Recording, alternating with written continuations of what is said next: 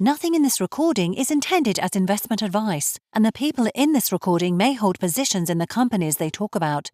Do not make any investment based solely on a tip or recommendation. Please do your own research. Hello and welcome to Zak's Traders Cafe. Today I'm joined by James Sheehan, who is chairman, and by Dan G, who is CEO at Pri0r1ty. How are you today, gents? Very well, thank you. Yeah, very well, Zach. Nice to be here. Right, there was a good-looking announcement last week from Alteration Earth, which has made an acquisition of your company. Maybe you can tell us what that means. So we were in the process of completing an IPO as part of our original plan for Pri0r1ty AI to bring in some capital at this stage to build a delivery team and a go-to-market strategy for our artificial intelligence software as a service platform. We were then, during that process, during the roadshow, approached to discuss a potential RTO with a listed SPAC, and that business was Alteration Earth.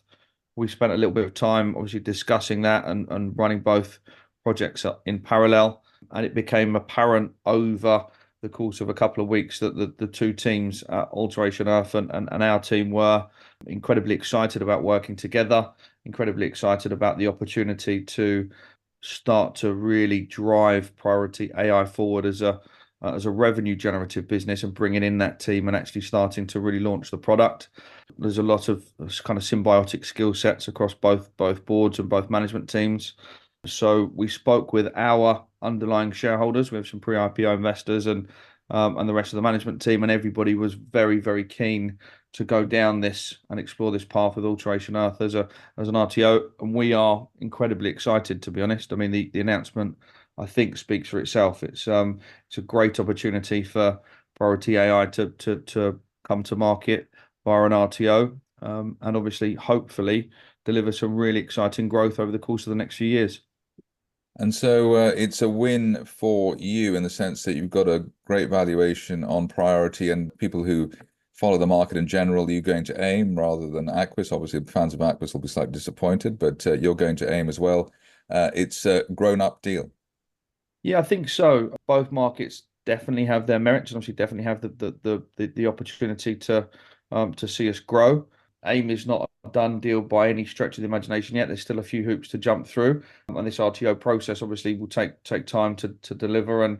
But we are excited by the prospect of going down that direction, and we really think that it's not just the exchange. Obviously, there's benefits to it. It's not just that, though. It's the ability to pull two teams together, and the ability to obviously have some immediate visibility on the market from our side. That's been incredibly exciting. On valuation, I think we're pretty happy there, although we do think that given the space and given the potential that we have, it could grow significantly from there.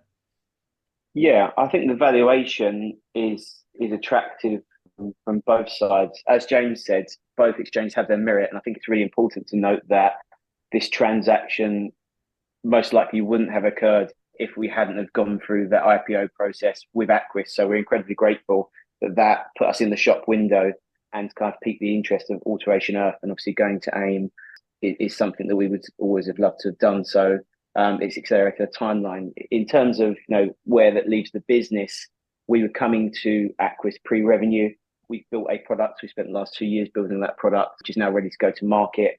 The value proposition for investors of the Alteration Earth deal and the RTO is that we can take the next 4 to 6 months, which Alteration Earth will be using to do the process to come to AIM, to go out and onboard customers, bring revenue in. We've now got visibility of that first revenue and our first customers.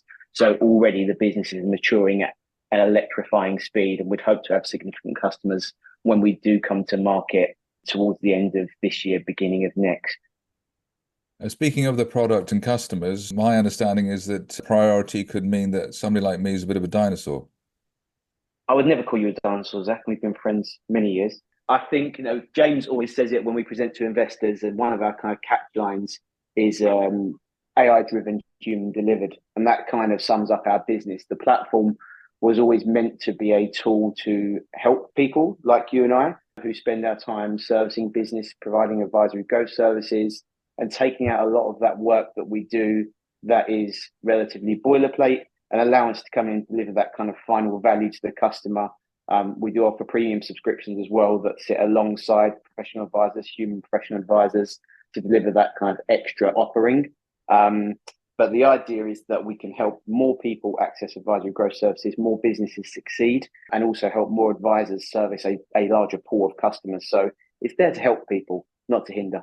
But just to get it clear, you're offering PR, IR, and corporate finance, or what kind of services are you offering? So there are four strands to the business, I think, Zach, that straddle different different growth services. So one sits around corporate governance, one does sit around PR and IR and the space that you occupy.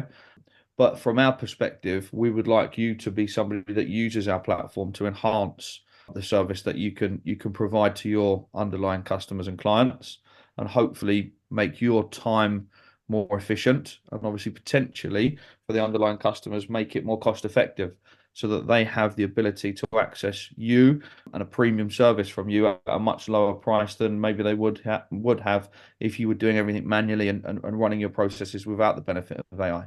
So it's a win for both the customer and the service provider in terms of the convenience of your platform, saving time. And I presume also from the customer's point of view, there are a lot of service providers where you wonder what you're paying for, and here you would have transparency and visibility on what you were actually getting and the results. A platform-driven service. Now, my background is data. I'm a data scientist, and having the ability to see the actual outputs on platform.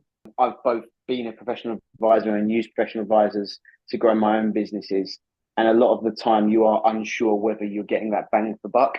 Having a platform-based solution where you can do certain aspects of it yourself, but also it can dovetail and be used by multiple users if you've got a pool of advisors, and you can actually have oversight and accountability of that, is really, really valuable for the SME user. And also the ability to capture that first-party data when we're going out and building as a business, communities, networks of individuals that are engaged in our story and our brand. Having the ability to collect that data, centralize it in one place, and use it going forward is something that's super underappreciated, but really, really valuable. And the big tech players always focus kind of their core offering around data. So that's kind of where we started, empowering the SME to collect their own data, to store it on platform, to build their own models, and actually use that as the nucleus to grow their business. And presumably this is a scalable business. It's not just one person or two people working as hard as possible. It's something that could have hundreds or thousands of clients, and you have the capacity for all of that. We always work as hard as possible anyway, of course. Running a business, a small business. At the moment, we're a small team. However, the intention alongside the Aquis IPO and alongside the RTO transaction was always to scale the team, build out the team. The technology is built, it's there. In terms of operational resilience, we've been testing the platform for probably 18, 19 months now, building and testing. Onboarding process, we can onboard the average customer between 4 and 9 minutes. The operational margin of the platform to bring a user on is about 88, 89% as a profit margin for the platform. So the metrics work. The operational burden is relatively low, and we can go out. There's James knows the stat that I do. I think 4.5 million SMEs in the UK alone. However, our platform has the ability to be multilingual as well, and the models are multilingual. So we do have a seemingly not limitless, but large supply of customers that we can come and help. And ultimately, 1 in 2 businesses in the UK fail within the first 12 months. If we can go and change that stat by a couple of basis points over the course of our journey, we've done a fantastic job and helped tens of thousands of entrepreneurs win. Just finally, you were in the process of IPOing onto Aquis and raising funds for that. If somebody likes what they hear, is it too late for them to get involved? It isn't too late for them to get involved at this stage, although it's slightly different in terms of a transaction.